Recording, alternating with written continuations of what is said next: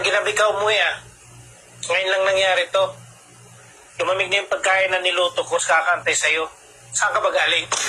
Nagpabinyag kasi ako. Binyag? Anong binyag?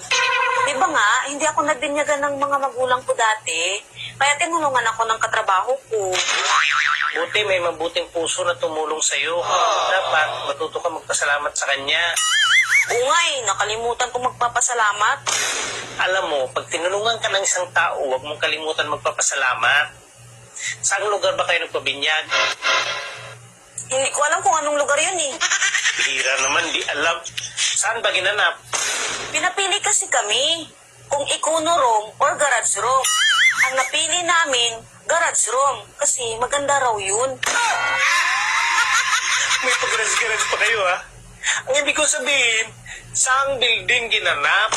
Malaking building yun Nakalagay doon, so clean, so good, dito sa Sugo.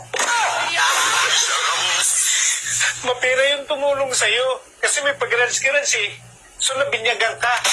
Sabi, nabinyagan na daw ako. Bihira na naman. Hindi mo alam na nabinyagan ka? Sabi, nabinyagan na daw. Pero wala namang paring dumating. Ano nabinyagan kung walang pare? Nakatulog kasi ako sa kakantay ng pare.